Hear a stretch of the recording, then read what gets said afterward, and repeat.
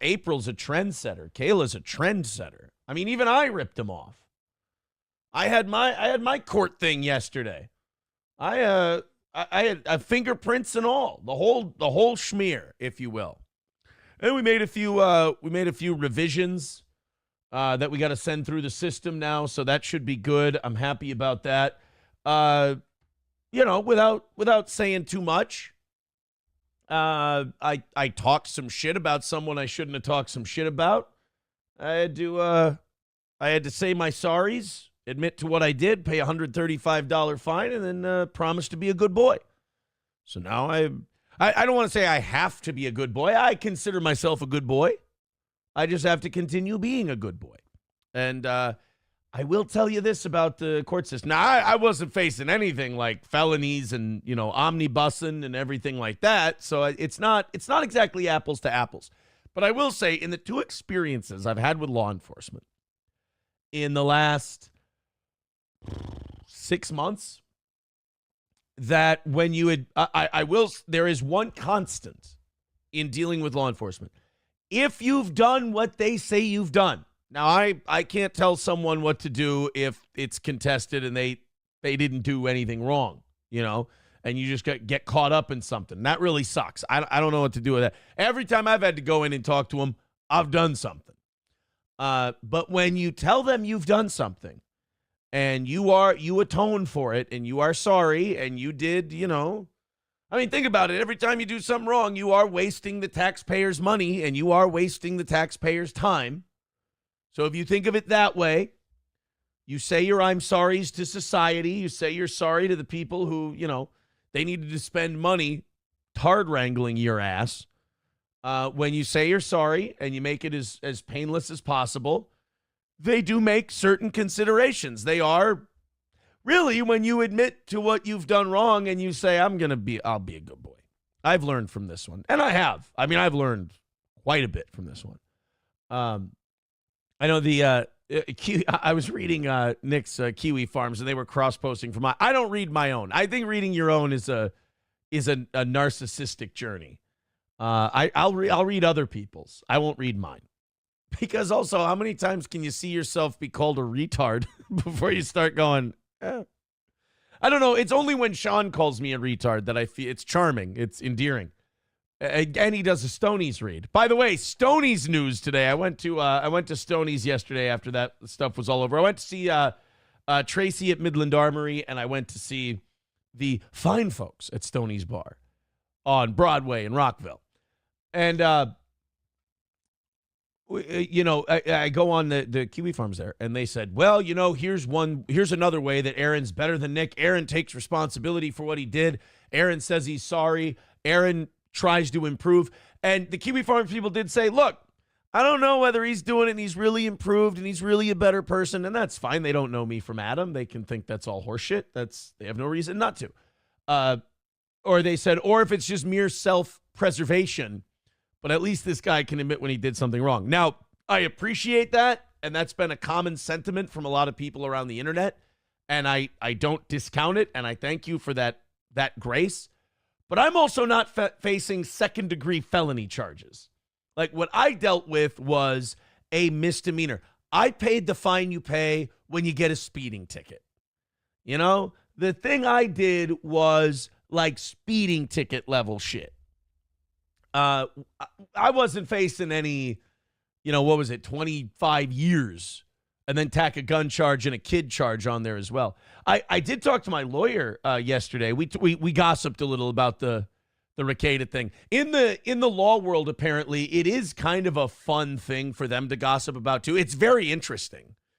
And I guess they've talked about how his motions seem like they're written by him, and they're terribly written. And one thing he did say, he's like, look, everybody does these dismissal things. There's nothing wrong with doing these dismissal things. It's remarkably common, but it's just the way they're written. They don't seem like they're written by a good lawyer. They seem like they're written by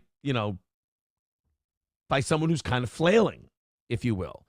And he did say, he said, depending on how far this thing goes, he said, in my experience, it seems like the prosecution and the county might be holding another charge in their pocket from the kid testing positive for cocaine. Like, once they can get through all that, if this thing goes any further, you know how they like held on to April's charge for a long time to see what she did? I was talking to my lawyer yesterday, and he's like, I said, when that thing about the kid and cocaine came out, why didn't they throw another charge on there? He goes, they still could. He goes, there still could be a charge coming for that. I'm like, ooh, fascinating, interesting. So I guess it kind of all depends on how this goes and how it goes with him. But anyway, I'm getting off topic. We'll start with my thing. We'll talk about, I don't know, I think we'll talk about my thing. Then we'll go to the Shuli's producer getting arrested for possessing a shitload of cheddar popcorn. And then we'll do the omnibus thing, because the omnibus thing is taking on a life of its own. I mean, Jesus Christ. If you go to the Candy-Ojai County Courthouse today, you might see tailgating. You might see, banners with sigils on them. Kiwi Farms is called the banners. Ethan Ralph is called the banners. It's all over the goddamn place. But my thing yesterday was pretty straightforward. It was pretty simple. And I like I said last night, I learned some things about, and some people gave me shit about this. Like, oh, you're just learning this now. But I learned that if you dress for the job you want, you get treated a lot better by the justice system. If you dress like an asshole, they don't treat you very well. Does that make sense? Like, so yesterday, I put on what I consider, I'm going to go one of my two favorite suits. I went, it was one of the first suits I ever got where I went in, got fully measured for every item of clothing, perfectly, just tailored for my needs, didn't, buy something off the rack like a child. It's a little older, but it's still my favorite. And I wore that one. It looks nice. It looks very good. And then I went in, and all the police officers, even the prosecutors, the judge, all of them could not be nicer. Just really, even the prosecutor, when I pled guilty and told my side of it, the prosecutor even said, I've spoken to all parties involved. I can attest that Mr. Imholt does have a better relationship with certain people, and things are going very well, and things seem to have really taken a turn for the good, and we really hope that continues. And I'm looking over at the prosecutor. I'm like, thanks, buddy. I appreciate it. Like, I was ready to give him one. I mean, you want to go grab a beer after this is over? It was the judge was a sweetheart. Like, everybody, the bailiff was cool. And then I see this guy go up there. He's got a neck tattoo, T-shirt, and jeans on, and he's there for driving after revocation, and he's being a dick. Like, driving after revocation is pretty straightforward. You plead guilty, you take your fine, you don't get to drive for a long time, whatever. This guy sits there and goes, I'm pleading not guilty. I don't have a lawyer. I'm going to trial. I want all the body cams. I want all the dash cams. I want all this shit. Like, he's ready for discovery and all that. And the judge has to sit there and go, sir, you get all that in discovery. You're going to have to go upstairs and get that and blah, blah, blah, blah, blah. And they're like, are you really going to do this? Are you going to do this without a lawyer? Blah. Like, they're kind of treating him like he's a dumb shithead. And I think a lot of it was because he looked like a dumb shithead. Even the prosecutor, who's supposed to get this guy, goes, I offered you a deal before this. I really hope you take it before this pretrial hearing. I'm going to leave my card with the offer and call me whenever you'd like. Like, they were sitting there like, dude, would you please just consider taking this offer? Like, they kind of treat you like shit. I think what it is it's a, people say, oh, it's a two-pronged judicial system. I don't think it is. I think it's if you show respect for the court, they show respect to you. It's like a mob thing, believe it or not. But it was an interesting experience. I guess, I know this is going to sound weird, but I had a good time. Like, the guy who booked me for my fingerprints, it seemed like some of the officers were listeners and they were trying to be professional, because there was a lot of joking around and there was a lot of bullshitting and stuff like that. Fingerprint guy and I were joking around about marks on my fingers and pressing too hard and shit like that. And then as I'm leaving, a couple of the guys running the metal detectors and stuff. We're, joking about me going the wrong way and shit. It was, I hate to put it this way, but it was kind of fun. I had a good time. What are you going to do, right? Like, I did what they said I did. I had to say I did it. And then they said, well, here's what we're going to do since you just made this easy. And they said, now be a good boy. And I said, I'll be a good boy. So I'm not going to fall for any entrapment. That's for sure. But then the funniest part to me was I came out of that, my lawyer and I, both looking nice.